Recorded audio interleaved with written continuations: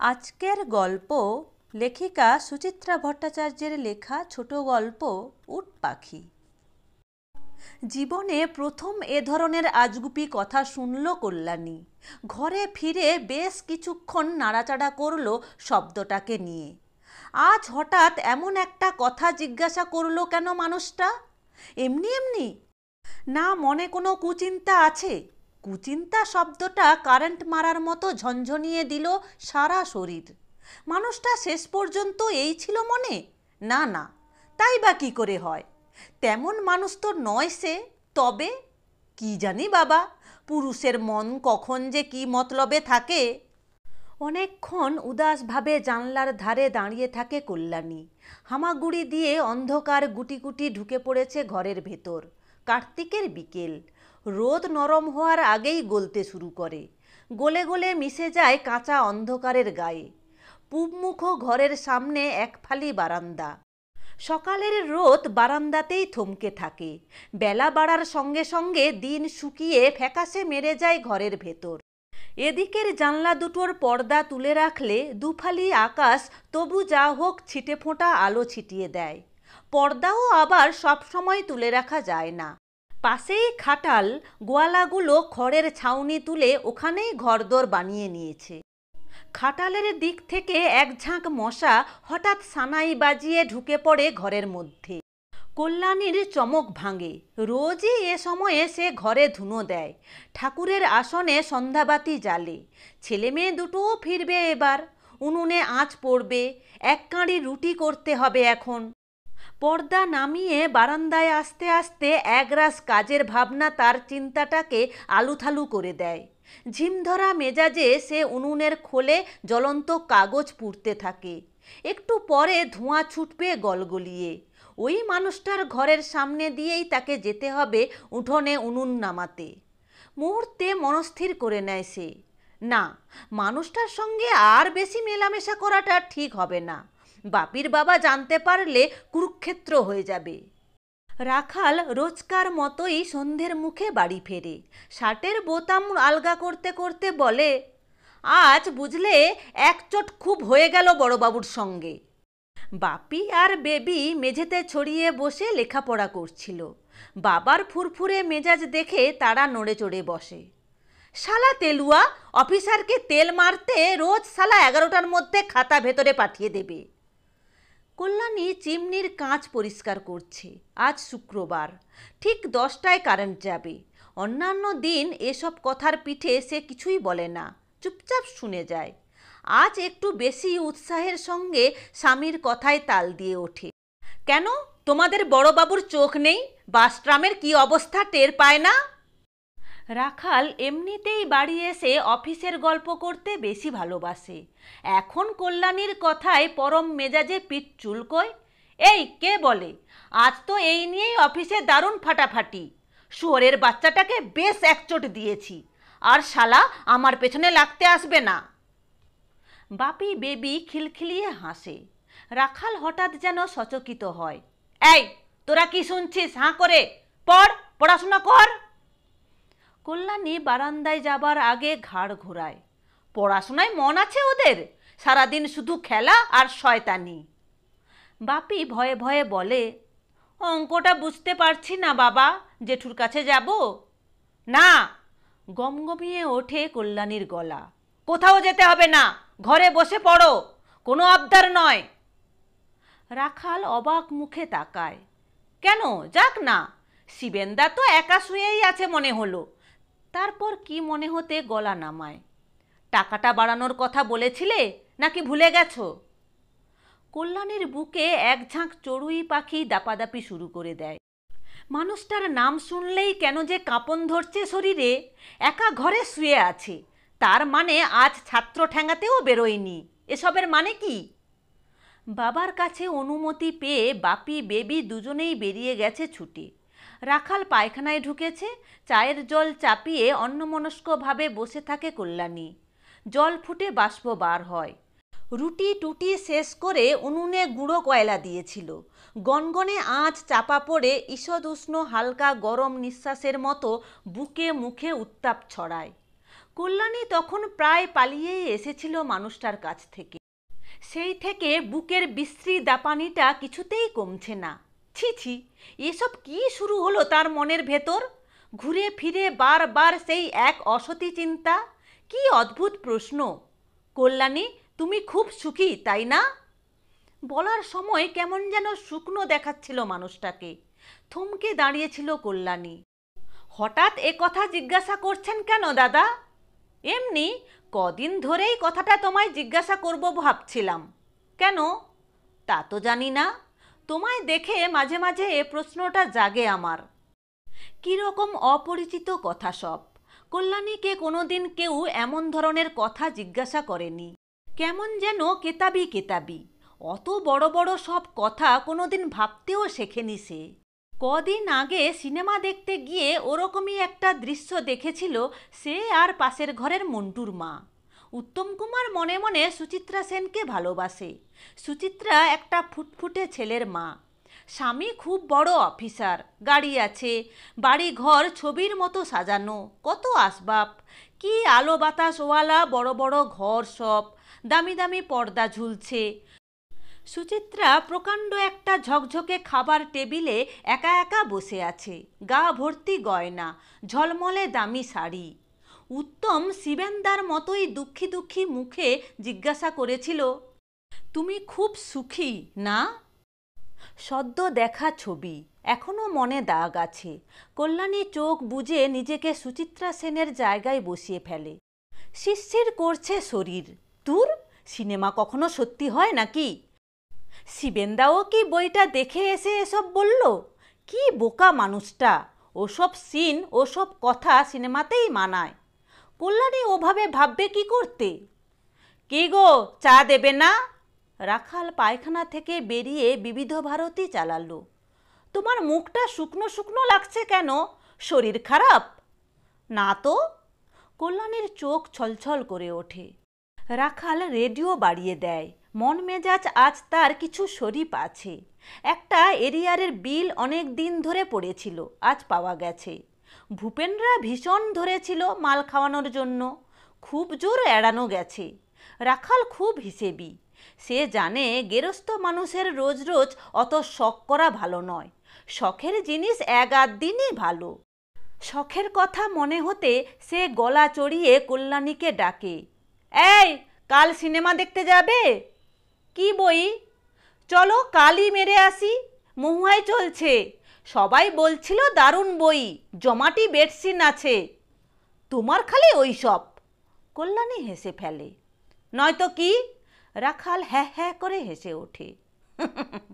ওসব ছাড়া দুনিয়ায় আর কিছু আছে নাকি? মেয়ে ছেলেদের যে ভগবান কি দিয়ে গড়েছে। কল্যাণীর মনের মেঘ সরে যাচ্ছে একটু একটু করে। এই তো সুখ, একেবারেই তার হাতের মুঠোয়। নিশ্চয়ই সুখী সে। এমন স্বামী, সংসার, ছেলে মেয়ে। শিবেনদা মিছিমিছি তাকে ভাবনায় ফেলেছে। না চাইতেই কত কি যে পেয়ে যায় সে। এর বেশি আর কি দরকার জীবনে? হে ভগবান, আমার মনের পাপ দূর করে দাও। কল্যাণী আদুরে বেড়ালের মতো রাখালের গা ঘেঁষে বসে। এই জানো, ও পাড়ার খোকা মিত্তির আছে না, সেই যে গো, যার বউকে তোমরা হেমামালিনী বলো, সে না পাশের বাড়ির কমলের সঙ্গে পালিয়েছে। রাখালের চোখ চিকচিক করে ওঠে। তাই নাকি? তুমি কোত্থেকে শুনলে? পাশের ঘরের দিদি বলছিল। অত সুন্দর মেয়ে ছেলেকে রাত দিন পেটালে সে পাখি কি আর থাকে? খোকা মিত্তিরটা তো পাঁড় মাতাল। ম্যাগো। কল্যাণীর মুখ চোখ ঘেন্নায় বেঁকে চুরে যায়। স্বামী মারে বলে আরেকজনের সঙ্গে ভাগতে হবে? ধম্মটম্ম কি সব রসাতলে গেছে? অমন মেয়েদের মুখে থুতু ফেলা উচিত। আরে দূর, ধম্ম বলে আর কিছু আছে নাকি? আমাদের অফিসের সেই শর্মা গুহর কথা বলছিলাম না, সে তো শুনছি আর একবার বিয়ে করতে চলেছে। অফিসে এই নিয়ে কথা হচ্ছিল। ডিভোর্স করেছিস কর, তোর আবার বিয়ে করা কেন? মেয়ে মানুষের বারবার বিয়ে হয় শুনেছ কখনো? হ্যাঁ গো, ওদের কি পাপ পুণ্যের ভয় নেই? থাকলে কি আর এক স্বামী ছেড়ে আর এক স্বামী ধরে? আবার আমাদের অফিসের সেই ছোকরা মৃন্ময় সান্যাল, সে কি বলে জানো? বলে শরমাদির ভেতরকার যন্ত্রণা আপনারা কি বুঝবেন, কারুর ব্যক্তিগত ব্যাপার নিয়ে সমালোচনা করা ঠিক না। পোকার ডিম। ও মা, সেই ছেলেটা আমাদের এখানে একদিন এসেছিল না? সে সব বলে? ছেলেটাকে দেখে তো বেশ ভালো ছেলে মনে হয়, ওর এত আঠা কিসের? রাখাল চকচকে চোখে চিবিয়ে চিবিয়ে হাসে। অমন একটা ডগডগে সমর্থ মেয়ের উপর আঠা যে কারণে থাকে সেই কারণে। কল্যাণী এবার আচমকা বোকার মতো প্রশ্ন করে বসে, আচ্ছা ওসব মেয়েদেরই তো অসুখী বলে, তাই না গো? রাখাল সামান্য থতমত খেয়ে যায়, তারপর এক ফুঁয়ে উড়িয়ে দেয় কথাগুলো। ধুর, ওগুলো এক ধরনের নোংরামি, সুখ টুক অনেক বড় বড় কথা। হয়তো তাই। কল্যাণী চুপ করে যায়। রেডিওতে নাটক আরম্ভ হচ্ছে। রাখাল সেদিকে মন দেয়। কল্যাণী উঠে হাতের কাজকর্ম সারে। খাটালের দিক থেকে বোটকা গন্ধ আসছে। আজ আর ধুনো পড়েনি, মশা উড়ে নাকে মুখের পাশ দিয়ে। কল্যাণী বাক্স প্যাঁটরার মাথা থেকে বালিশ মশারি পাড়ে। বাপির বাবা ঠিকই বলেছে, সুখ টুক অনেক বড় বড় কথা, ওসব নিয়ে শিবেন্দা ভাবে ভাবুক, কল্যাণীর তাতে কিছু এসে যায় না। বাপি বেবি পড়াশুনো সেরে ঘরে ফেরে। মা, জেঠুর খুব জ্বর এসেছে, রাত্রিরে খাবে না বলল, তোমায় একবার ডাকছে। কল্যাণী সঙ্গে সঙ্গে খড়খড়িয়ে ওঠে, আমার এখন ফরমাস খাটার সময় নেই, যত্ত সব। রাখাল বিছানায় টান টান শুয়ে পড়ে। আহা, ডাকছে কেন শুনেই এসো না, একা একা আছে, এক ফাঁকে টাকা বাড়ানোর কথাটাও পারলে বলে নিও। কল্যাণী ঝংকার দিয়ে ওঠে, ও সব তুমিই বলো, আমি পারবো না। রাখাল হঠাৎ চটে যায়, কেন, তোমার বলতে অসুবিধাটা কি শুনি? 200 টাকায় আজকাল কোনো মানুষের খাওয়া দাওয়া হয় নাকি? তুমি তো পিরিত করে সকালের চা বিকেলের জলখাবার দিতে শুরু করেছো, ওসব দেওয়ার কি কথা ছিল? স্কুলের মাইনে এখন অনেক বেড়েছে, আমাদের থেকে বেশি স্কেল, তার উপর অতগুলো টিউশনিও করে। বললাম তো পারবো না। কল্যাণী ঘর ছেড়ে বেরিয়ে যায়। রাতে পাশাপাশি শুয়ে কল্যাণী অনেকক্ষণ চিন্তা করে রাখালকে কথাটা বলবে কি না। মানুষটা তখন রেগে মেগে নিজেই গিয়ে শিবেন্দার সঙ্গে কী সব কথাবার্তা বলে এসেছে। না, মানুষটা যদি কখনো কিছু আঁচ করতে পারে, আগে ভাগে বলে দেওয়াই ভালো, দোষ কেটে যাবে। কল্যাণী ভয়ে ভয়ে স্বামীর বুকে হাত রাখে। তুমি রাগ করে আছো? রাগের কি আছে? শিবেন্দার সঙ্গে তোমার খাতির বেশি, তাই বলতে বলেছিলাম, তুমি বললে না, আমি নিজেই বললাম। কি বলল শিবেন্দা? কি বলবে আবার, মানুষটা সত্যি এত ভালো, আমি বলার আগেই বলল, এত ইতস্তত করছেন কেন, নিশ্চয়ই বাড়াবো, কত বাড়াতে হবে বলুন। বেশ জ্বরও এসেছে দেখে এলাম, তুমি একবার সকালেই গিয়ে খবর নিও। আমাদের কাছে খাওয়া দাওয়া যখন করে তখন আমাদেরও তো একটা কর্তব্য আছে। কল্যাণী ফোঁস করে একটা গরম নিঃশ্বাস ফেলে। শিবেন্দার ঘরে যেতে আমার কেমন যেন লাগে, মানুষটা আর আগের মতো নেই। সে কি, এই তো এত দাদা দাদা, আবার হঠাৎ কি হলো? জানি না, আমার যেন কেমন অন্যরকম লাগে এখন। আমি দাদা ভাবলেও সে বোধহয় আর ভাবতে চায় না। রাখালের শরীরটা শক্ত হয়ে উঠছে কল্যাণী টের পায়। তুমি রাগ করলে? কথাটা অবশ্য তোমায় আরও আগে বলা উচিত ছিল। আরে দূর, রাগ করব কেন, তুমি নিজে ঠিক আছো তো? রাখাল জড়িয়ে ধরে কল্যাণীকে। ভালো লাগে না, যাও, খালি আজে বাজে কথা। কল্যাণী রাখালের রোমশ বুকে চিমটি কাটে। রাখাল আরও ভালো করে জড়িয়ে ধরে তাকে। তাহলে আর চিন্তা কি? শোনো, শিবেন্দাকে আমি খুব ভালোভাবে জানি। মানুষটা মোটেই ধান্দাবাজ টাইপের নয়, বরং ভীতু গোছের, কখনোই বেশি এগোনোর সাহস হবে না। মনে মনে তো পাপ চিন্তা থাকতে পারে। কল্যাণী সরল আবেগে স্বামীর গলা জাপটে ধরে। থাকুক না, ক্ষতি কি, বরং ভালোই হবে। তেমন বুঝলে ওকে ভালো মতন লেজে খেলাতে পারবে। তুমি চাইলে হয়তো পুরো মাইনেটাই তুলে দেবে তোমার হাতে। বিপন্ন বিস্ময়ে ছিটকে যায় কল্যাণী। এ কি বলছো তুমি? ধুর পাগলি। রাখাল ওকে কাছে টেনে নেয়, আবার বলে, তুমি নিজে ঠিক থাকলে এর মধ্যে কোনো দোষ নেই। কল্যাণীর গা ঘিনঘিন করে ওঠে, বমি হবে এক্ষুনি। কোনো রকমে শুধু বলে, আমি ওসব পারবো না। রাখাল ওকে ছেড়ে উঠে বসে বিছানায়। অন্ধকারে মানুষটার মুখ পরিষ্কার দেখা যাচ্ছে না।